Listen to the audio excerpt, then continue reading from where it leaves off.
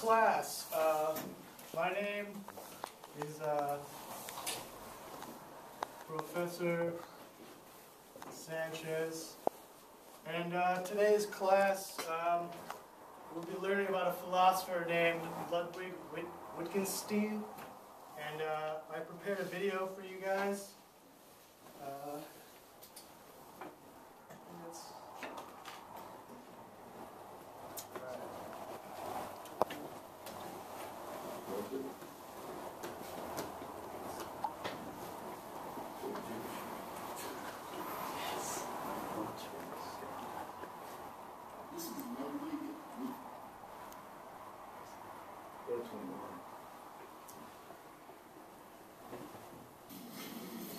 This is Ludwig Wittgenstein. He was born in Vienna in 1889 to a wealthy and musical family. No, my brothers! No!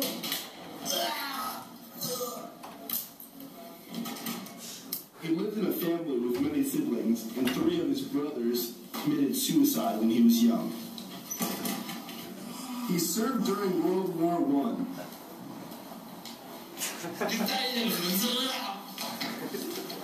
He taught in schools in remote Austrian villages where he encountered controversy for hitting children when they made mistakes in mathematics.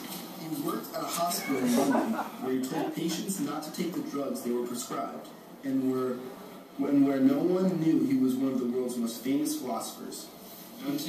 He described philosophy as one of the few things in his life that made him very happy. Ideas are divided into 2 categories. In his early years, as evidenced by his book, The Tractarius, Ludwig discussed the relationship between propositions and the world. To simplify this, means that he discussed how people made claims about things such as the laws of nature that were supposedly unchallengeable. However, it was his belief that such claims only limited people's outlook and caused them to dismiss other possibilities. He related this case to ancient times when people had strong beliefs in God. They claimed he existed, but acknowledged that they did not know anything about him. Modern scientists claim to know everything about the laws of nature. He disagreed with Lisa. He visited Friedrich at the University of Jena to show him some philosophy of mathematics and logic he had written, and to ask whether it was worth pursuing. The work did not survive, perhaps because, as he said, Friedrich wiped the floor with him. Friedrich discredited most of his work, but told him to come back for several times. Wittgenstein wanted to study with Friedrich, but Friedrich suggested he attend the University of Cambridge to study under Russell. Russell soon came to believe that Wittgenstein was a genius, especially after he had examined Wittgenstein's written work. He wrote in November 1911 that he had first thought Wittgenstein might be a crank, but soon decided he was a genius.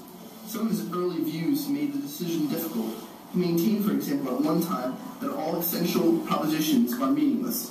This was in the lecture room, and I invited him to consider the proposition: there is no hippopotamus in this room at present. When he refused to believe this, I looked under all the desks without finding one, but he remained unconvinced. 3 months after Wittgenstein's arrival, he told Moreau, "I love him and feel he will solve the problems I am too old to solve." He is the young man one hopes shifted his philosophical opinions. At that time, he took an interest in language games, and discussed the intricacy of verbal communication among people. Ludwig stated that words are defined by what function they perform in language games. Humans have learned to communicate with many words of different meaning to each other to convey messages. Sit. Stand up. Fall. Language is not an aspect of society, but a very prominent part of living. Such theories are discussed in his other work, titled Philosophical Investigations, in 1953.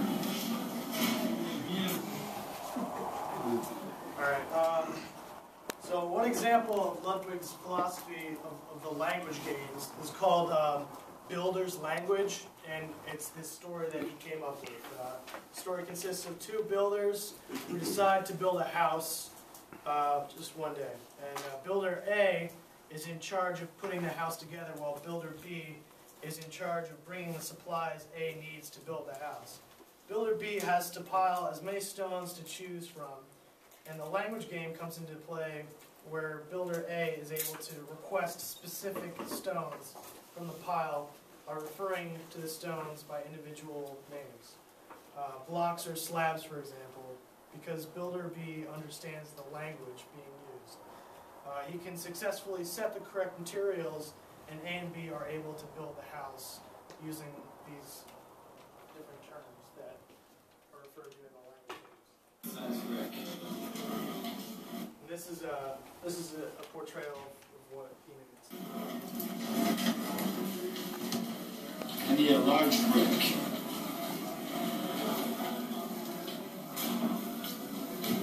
I need a small brick.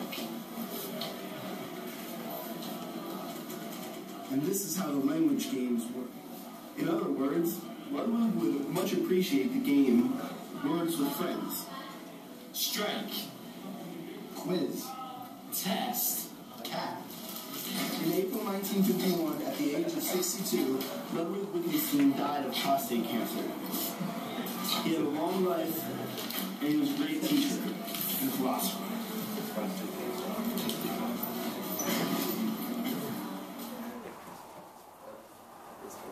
So that is the end of that film, but I would like to ask some questions, First one being, does anybody know anything more about Wittgenstein and his biography? Does anybody? Jake? I know that his father, Karl, was involved in the steel industry, and his wealth came of a monopoly he owned in Austria. I know that his family was homeschooled by private tutors. I know that the Wittgenstein family was very unhappy, which explains the suicide of his three brothers. I know that he struggled with his faith in God growing up. I know he was a member of multiple philosophical groups and associations during his life. I know he was bisexual. I know that his book, The Tractalists, was a very popular work among a group of philosophers in Vienna, known as the Vienna Circle. And I know that despite his large inheritance, Wittgenstein gave it all up. Oh wow, that's very interesting. Does anybody know who Frege is mentioned in these videos? I do. Oh, Sal. Frege was a mathematician, philosopher, and a man of logic. Because of his writings, he is said to be the father of analytical philosophy, much like Adam Smith is considered to be the father of capitalism. It is no wonder why Wittgenstein and Frege work together. Wow, can anybody tell me more about this visit that they had together? Anybody? Oh, Walker. Ludwig had become fascinated with mathematics and logic at the time and wanted to study with someone who he was familiar with. He read one of Frege's work and was inspired by him. As the two conversed, Frege developed a strong relation to Ludwig, and the two enjoyed their discussions. Awesome, Walker. Thank you. Bringing us to the next point, does anybody know who Russell is in the video? I'm talking I about. do. Oh, you do? Okay. Yeah. Can you tell me? Russell is a Nobel Prize-winning philosopher named Bertrand Arthur William Russell. He's a man of logic. He's a mathematician. He's also considered to be one of the founders of analytical philosophy. And he's known for his long life protest war, stretching from World War I to the elimination of nuclear weaponry. Oh, cool. Can anybody explain the meeting of these two scholarly individuals? Jake, how about you? I know that after working with Ludwig, Frege recommended he study with Russell, and Ludwig actually went to Russell without having been invited first. And I know that originally Russell did not approve of Ludwig, but after discussing his ideas with him, Russell enjoyed him and took him on as a protege. Oh wow, very interesting. Class, I have for you today the man himself, Ludwig Wittgenstein.